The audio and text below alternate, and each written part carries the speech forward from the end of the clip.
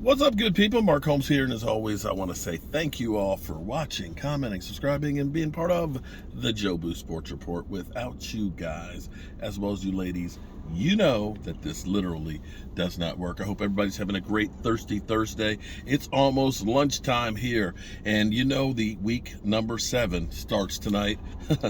We've got Arizona versus New Orleans, the battle to save a season. Right now, both teams 2-4 and trying to stay relevant. It's been a crazy season. You know, I thought actually New Orleans was going to be fighting it out with Tampa Bay for the division, but then again, I guess they really are because Tampa Bay is only 3-3.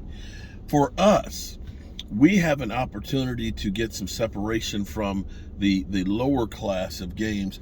This is one of those games that you should be taking care of business and should coast through, but it's the NFL, and sometimes you can overlook people. Now, here's what we've got from Mike McCarthy. Mike McCarthy says that, Dak Prescott would have thrown 140 times had they let him yesterday, but they had him on a pitch count with 40 passes, to try and get him into the rhythm and knock the rust and stuff off without overthrowing the arm, because he hasn't been throwing for 6 weeks. But apparently he looked really good. Yesterday was more of a walkthrough practice as opposed to a, padded full practice and so on. It's that time of year where really they're not going to do much hitting except in the games. But they're looking to kind of get Dak fully up to speed and ready to go this weekend. Another note here is Ceedee Lamb was limited in practice, but is okay. And I'm beginning to kind of worry about Ceedee Lamb. He's lanky. He's kind of on the thinner side. Do we have to worry about his body being able to hold up? He seems to be nicked up on a regular basis. Now, that doesn't preclude you from being a great receiver. I remember Gary Clark from JMU Dukes, who played for the Washington Redskins at the time, who seemed like he could never practice during the week.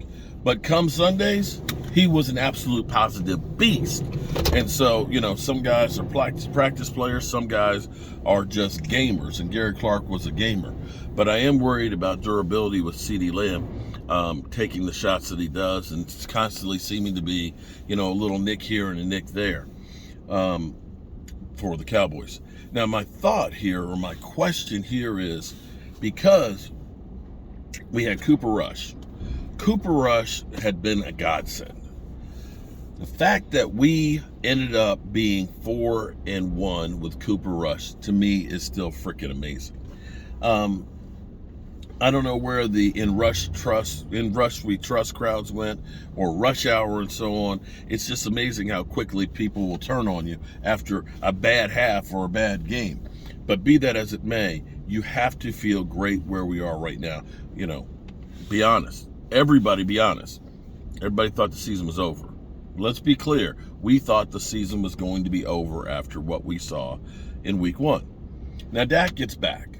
Now, here's the thing. The Cooper Rush, Dak Prescott controversy, I think is over. I may be wrong. It may be. I think it's over. But the fact that you had people out there looking and saying, Dak Prescott can learn from Cooper Rush. People that would say, maybe the Cowboys should move on from Dak Prescott and keep Cooper Rush. Regardless if that was just people in the media or people that just don't like Dak, the thing is that's out there. The question is with Dak coming back, because there's nothing worse than being a football player and not being able to be out there with your teammates.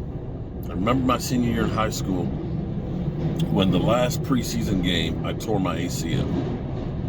Watching my team, and unfortunately we started out 1-3. Watching my team starting out and losing killed me because there was nothing I could do about it. Now, it would have been okay, or I guess it would have not, maybe it wouldn't have been okay. Seeing my team win without you is kind of like, they don't really need me. I don't know what that was like because we were 1-3 without me, and then we went 5-1 after I got back. I'm not saying that I was the reason, but I felt like I was a part of that because of being a part of the offensive line. Be that as it may, be that as it may. Dak Prescott, happy that the team is still in contention and able to do something, still will probably feel some certain kind of way about the team thriving without me. And hearing people say, well, the team seems to be playing better under Cooper Rush, and, Dak could learn things about that. That Dak will want to come out there and make a statement that says, I am the Dallas Cowboys quarterback. Here's the reasons why I am the Dallas Cowboys quarterback. And he comes out and tries to throw, 3 or 4 touchdown passes and 450 yards to make a statement to let you know there ain't no quarterback controversy. Cooper, I appreciate what you did, but this is my time, my team, my spotlight, and I'm going to grab that mother humper and take it back. This is also the opportunity after, let's be clear here, the Eagles got the victory. Shout out to them. We walked into a buzzsaw with the Eagles. I'm not going to make excuses or anything else. We walked into a buzzsaw. Shout out to the Eagle fan base that was there and showing up. That was a hostile environment. Shout out to the Eagles actually having a game plan that ended up working and helping to kind of neutralize Micah Parsons. Shout out to the Eagles to get away with the victory. I'm not going to go on and say that that was a domination as much as some people or Eagle fans may say. To me, that says, if I get my Dalton Schultz, if I get Dak Prescott back to where he's been, I got a good chance of beating you guys as well. This is an opportunity because I like the fact that Micah Parsons has a bad taste in his mouth from losing to the Eagles. For him, it's personal. Harrisburg, Pennsylvania, that's Eagles country. That's Eagles country. And to lose to the Eagles, oh man, that's personal. And he's pissed off and wants to make amends for that. Dan Quinn's another one of those guys who doesn't like losing. And he's pissed off. And this is an opportunity for the Cowboys to get back on track, to make a statement to say, you know what? We are one of the better teams in the NFC. And we're not going anywhere. And you better damn sure be worried about us.